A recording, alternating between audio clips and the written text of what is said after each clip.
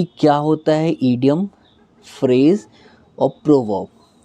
देखिए ईडियम को कहा जाता है कि a group of words which has a different meaning from its literal words, from its individual words. मतलब एक ऐसा ग्रुप ऑफ वर्ड्स जिसको अगर आप हिंदी करोगे ना तो उसका कुछ और मतलब निकलेगा। तो ये होता है ईडियम्स।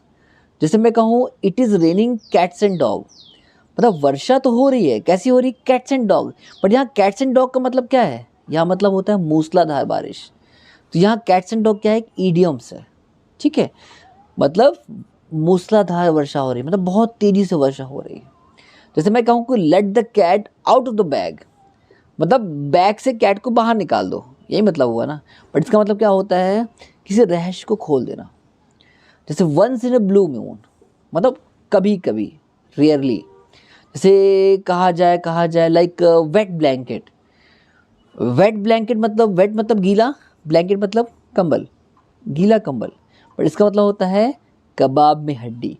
तो जो इडियम्स होता है, आपको मैं बेहतर बता दूं, इसको आपको लर्न करना पड़ेगा। अगर आप ये सोचो कि शब्द को पढ़ के आप इसका मतलब जान जाओगे तो शायद मुश्किल होगा। बेहतर है इसको आप 100 to 100 इडियम्स फ्रेज आप नेट से लर्न करिए, ठीक है। नेक्स्ट होता है फ्रेज।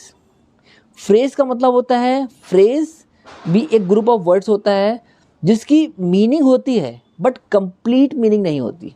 मतलब जिसका मतलब तो कुछ होता है बट अगर आप सोचो कि पूरा कंप्लीट मतलब निकालेगा तो नहीं। जब तक आप सेंटेंस में इसको नहीं देखोगे, सेंटेंस से नहीं जोड़ोगे, इसका मतलब आप नहीं समझ पाओगे। जैसे मैं बोलूँ the cat is sitting under the table. अब कैट तो बैठी है, कहाँ बैठी है, अंडर द टेबल। तो अंडर द टेबल क्या है, एक फ्रेज है। जैसे मैं बोलूँ I am walking along the road, ठीक है। She is dancing on the floor. तो ऑन द फ्लोर क्या हो गया यहाँ पर, ये एक फ्रेज हो गया। तो फ्रेज भी बहुत टाइप्स होते हैं कि नाउन फ्रेज की, वर्ब फ्रेज की, प्रीपोजिशनल फ्रेज की, एडजेक्टिव फ्रेज। फ्रेज भी बहुत टाइप्स के होते हैं। तो इसी प्रकार से एक होता है प्रोवर्ब। देखिए प्रोवर्ब को हिंदी में कहते हैं कहावतें, जो बड़े बूढ़े कह गए हैं। लाइक अब पछतावे होत का जब चिड़िया चुग गई खेत। बहुत सारे कहा है कि नाच ना जाने आंगन टेढ़ा। लाइक बहुत सारे होते हैं, हाथी के दांत दिखाने के कुछ और खाने कुछ और।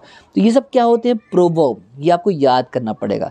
A bad workman quarrel with his tools, मतलब नाच ना जाने आंगन टेढ़ा। इसका मतलब ये हुआ। जैसे 9 days वंडर, 9 days वंडर मतलब तो 9 दिन, बट 9 days वंडर का मतलब होता है 4 दिन की चांदनी, है ना। बार्किंग डॉग सेल्डम बाइट, इसका मतलब होता है